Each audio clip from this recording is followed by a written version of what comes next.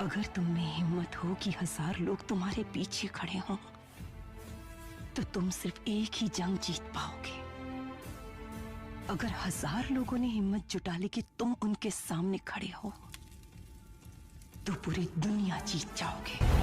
जिंदगी का मजा हमने बहुत कम लिया है, अब वापस लौटा हूँ, जिंदगी भर का मजा लूंगा। What the hell, man? KGF की असली स्टोरी क्या है? क्या नाम दिया गया था केजीएफ टाउन को? जी हाँ दोस्तों, एक बार फिर से आप सभी का स्वागत है हमारे चैनल पॉलीग्लॉट स्टूडियोज की इस नई पेशकश में।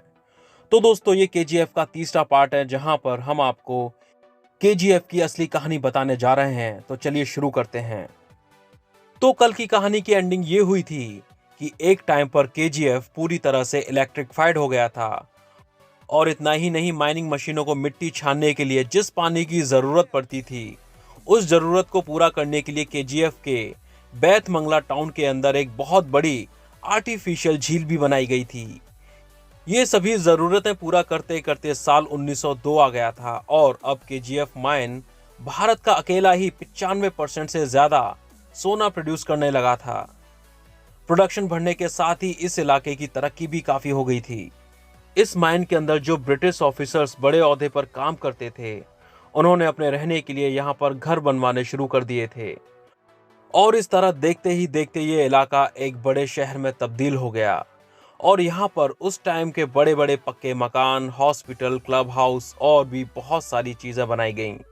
यहाँ तक कि इस शहर को उस समय का मिनी इंग्लैंड कहा जाने लगा। हालांकि शहर में नजर आने वाले ये ज्यादातर सुख सुविधाएं ब्रिटिश ऑफिसर्स और उनके फैमिली मेंबर्स के लिए हुआ करती थीं, जो माइंस के अंदर बड़े ओहदों पर काम करते थे, जबकि खदान में मजदूरी करने वाले भारतीय लोगों को बहुत ज्यादा सुविधाएं नहीं दी जाती थीं। समय बीतने के साथ ही John Taylor and Sons company के द्वारा सन 1880 में शुरू किया गया ये काम लगभग 76 सालों तक इसी तरह से चलता रहा। यहाँ तक कि देश के आजाद होने के 9 साल बाद भी केजीएफ में माइनिंग का काम इसी ब्रिटिश कंपनी के अंडर चलता रहा, लेकिन साल 1956 में यहाँ की राज्य सरकार ने इस माइन को अपने अंडर में ले लिया। इसके बाद से साल 1972 में भारत सरकार ने बीजीएमएल यानी कि भारत गोल्ड माइंस लिमिटेड की स्थापना की, जिसके बाद खदान में होने वाले माइनिंग के काम को सरकार ने अपने नियंत्रण में ले लिया। यानी कि 1972 में यह माइनिंग रीजन पूरी तरह से केंद्रीय सरकार के अंडर में आ गया था। तो दोस्तों, आज के लिए बस इतना ही। इसके आगे की कहानी कल हम आपको एक और नई वीडियो में फिर से बताएंगे। तो दोस्तों, तब तक लाइक, शेयर और सब्सक्राइब करना बिल्कुल ना भूलें, और नई नई जानकारियों के लिए आप देखते रहिए हमारा चैनल पॉलीग्लॉट स्टूडियोज।